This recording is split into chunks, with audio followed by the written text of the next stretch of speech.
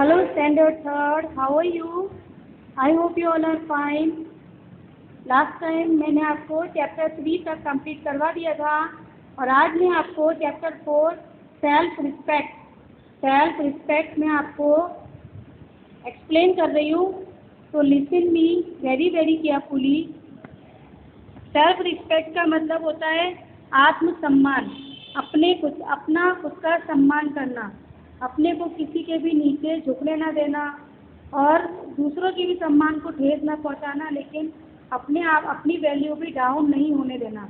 उसे बोलते हैं हम self respect. Love your self, appreciate your self, see the good in you and respect your self. यानी कि अपने आप को लव करो, प्यार करो, अपने आप को एप्रिशिएट करो, अपने आप का हौसला बढ़ाओ और अपने अंदर की अच्छाइयों को ढूंढो, उनको देखो और अपना खुद का सम्मान करना सीखो। सबसे बड़ी बात होती है जिसके अंदर अपने लिए ही मान सम्मान नहीं है तो दूसरों को वो मतलब सम्मान कहाँ से देगा। ठीक है, फिर मैं आपको बताती हूँ। Explain the student why self respect is very important for everyone. Self respect comes when we value our attitude to life and other people. If we have no respect for other, how can we have self-respect? Always be selfless, forgiving and be truthful to yourself. That means हर किसी के अंदर self respect, आत्मसम्मान होना बहुत ज़रूरी होता है। Self respect जो होता है वो हमारी वैल्यू को बढ़ाता है, हमारे एटीट्यूड को बढ़ाता है दूसरे लोगों के सामने। अगर हमारे अंदर सेल्फ रिस्पेक्ट नहीं है तो हमारे अंदर अपने लिए ही सम्मान नहीं है तो फिर हम दूसरों को रिस्पेक्ट कैसे दे पाएंगे। तो ठीक है, तो हमारे अंदर जो स्वार्थ होता है वो नहीं होना चाहिए, थोड़ा लैटको की फीलिंग होनी चाहिए और हमेशा सच्चाई दूसरों के लिए भी और अपने लिए भी। तो ये हमें सिखाता है सेल्फ रिस्पेक्ट। अब आगे बढ़ते हैं, इसमें छोटी सी स्टोरी है तो मैं आपको एक्सप्लेन कर रही हूँ। तो please listen me very very carefully. You are special, कि तुम कितने स्पेशल हो। Mister Jain was a very well known social worker। Mister James है वो बहुत ही जाने माने सोशल वर्कर है, सामाजिक कार्यकर्ता हैं। ही was an author too, और वो एक स्पीकर भी हैं, यानी कि लोगों को वो मोटिवेट करते हैं, उनका हौसला बढ़ाने का भी काम करते हैं। Once he went to visit a city which had recently experienced an earthquake। एक दिन वो एक शहर में गए जहाँ अर्थक्वेक यानी भूकंप आया हुआ था। There he saw that all the persons who had survived the earthquake were sad. Many of them had lost everything they had due to this unfortunate incident. The people had lost all hope in life and were quite helpless। यानी कि एक दिन वो एक शहर में गए जहाँ पर भूकंप आया हुआ था। वहाँ पर उन्होंने देखा कि लोग जो होते हैं वो भूकंप से जो पीड़ित लोग हैं वो बहुत ही उदास हैं। बहुत सारे लोगों ने अपना सब कुछ खो दिया है, उनका घर, उनका सब कुछ टूट गया है, पूरी तरह बर्बाद हो गए हैं। और इसी दुर्घटना की वजह से लोग अपनी उम्मीद, उनके जीने की आशा सब खो चुके हैं। Seeing all this, Mr. James took pity on them and he seriously wanted to do something। ये सब कुछ देख के मिस्टर जेम्स को बहुत दुख हुआ और उन्होंने सच्चे मन से सीरियसली उन्होंने ऐसा सोचा कि मुझे इन लोगों के लिए कुछ करना चाहिए। For them, after thinking a lot, he decided to arrange a meeting of the survivors। To motivate them, he gathered as many people as he could। He started his meeting by holding up a note of 100।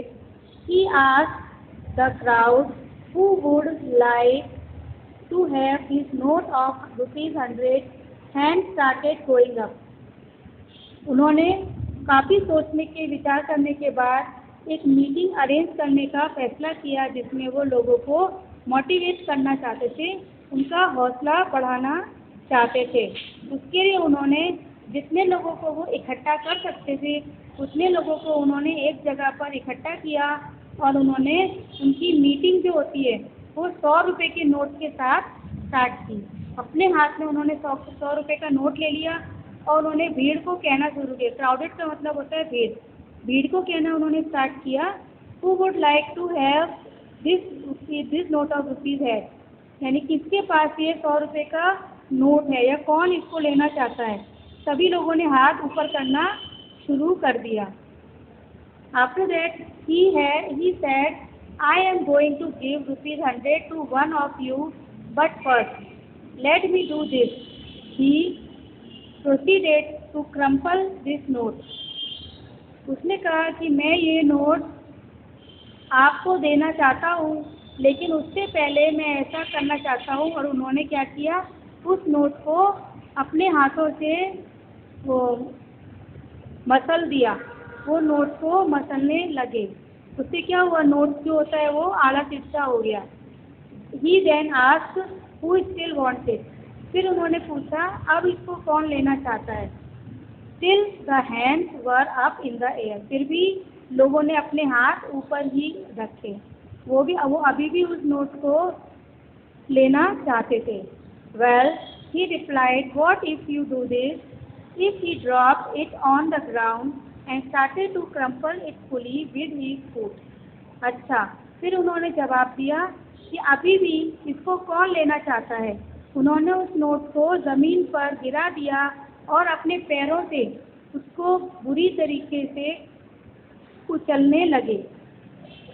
He picked it up now, all the crumpled and dirty. Now who want it? Still some hand went up. उन्होंने उस note को उठा लिया। अब वो note बुरी तरीके से बेकार हो चुका था और उन्होंने पूछा अभी भी इसको कौन लेना चाहता है। लेकिन अब कुछ लोगों ने वो हाथ नीचे कर लिए। कुछ लोग थे जो अब उस बेकार हो गए नोट को लेना चाहते नहीं थे। फिर उन्होंने बोला, मिस्टर जेम्स ने बोलना स्टार्ट किया, my friend, you all have learn a very valuable lesson. No matter what I did to the currency note, you still wanted to it because it did not decrease in value. It is still worth ₹100, he said and continued. Many a time in our lives we are dropped, crumpled and grounded by the circumstances but come in our way. We feel as though we are worthless. But no matter what has happened or what will happen, you will never lose your value. You are special. Don't ever forget it. और उन्होंने बोलना शुरू किया, मेरे दोस्तों, कि आज तुमने ये एक बहुत ही कीमती लेसन को सीखा है कि इससे कोई फर्क नहीं होता कि वो नोट की क्या हालत हो गई है। नोट कितना भी वो उसको बेकार हो गया, लेकिन फिर भी आप लोग उसको लेना चाहते हो, क्योंकि तुम्हारे और इसी तरीके से तुम्हारी जो वैल्यू है वो कम नहीं होती है। कई बार हमारे जीवन में ऐसा वक्त आता है कि हम लोग गिर जाते हैं और हमारे ऊपर कुछ ऐसी लाइफ में ऐसी प्रॉब्लम्स आते हैं जिनकी वजह से हम टूट जाते हैं। कुछ ऐसी सिचुएशन आती है जिससे हम बर्बाद हो जाते हैं। हमको ऐसा फील होता है कि अब हम किसी काम के नहीं रहे, हम वर्थलेस हो गए, हम किसी काम के नहीं रहे। बट ऐसा नहीं होता है। अगर हम चाहें तो हम वापस से उन स्थिति से लड़के झगड़ के अपनी वैल्यू को बढ़ा सकते हैं। क्योंकि जैसे इस नोट की वैल्यू इतने डाउन होने के बाद मैंने उसको इतना क्रम्पल किया, फिर भी उसकी वैल्यू 100 रुपये की नोट की वैल्यू 100 रुपये ही है। इसी प्रकार से आपकी भी वैल्यू कभी डाउन नहीं हो सकती है। आप स्पेशल हो, पर आप इस बात को कभी मत भूलना कि आपकी कोई वैल्यू नहीं है, आप हमेशा वैल्यूएबल रहोगे। Hearing this, the wave of positivity spread all over. Now no one had a feeling of hopelessness or sadness, and everyone was ready to go ahead with their lives, leaving behind whatever had happened in their life.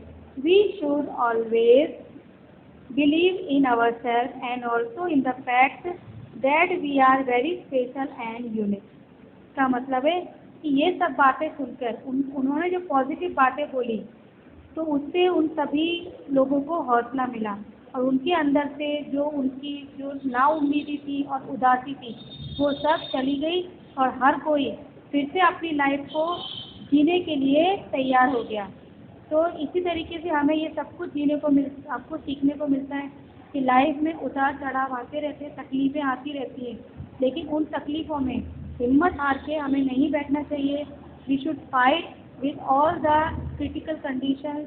हमको जो भी कभी परिस्थितियाँ ख़राब होती हैं हमें उनसे जूझना चाहिए, हिम्मत नहीं हारनी चाहिए और अपने आप को कभी भी यूज़लेस समझना नहीं चाहिए। किसी भी हालत में हमें ये नहीं समझना चाहिए कि अब हमारा हम किसी काम के नहीं रहे। हम वेरी स्पेशल हैं और यूनिक है। जो काम हमसे हो सकता है कोई दूसरा नहीं कर सकता। हम बहुत स्पेशल हैं। अपनी वैल्यू और अपने सेल्फ रिस्पेक्ट को हमेशा बनाए रखें। तो आई होप ये मैंने आपको पूरा चैप्टर और ये स्टोरी अच्छे से एक्सप्लेन की है। आप इसको ध्यान से सुनना और ये आपको समझ में आएगी। इसके हार्ड वर्ड्स है वो आपको आपकी नोटबुक में लिखना है और उसकी फ़ोटो मुझे व्हाट्सएप पर सेंड करना है। ठीक है, तो all the best to all of you. Keep watching my another videos. Stay home, stay safe, good bye.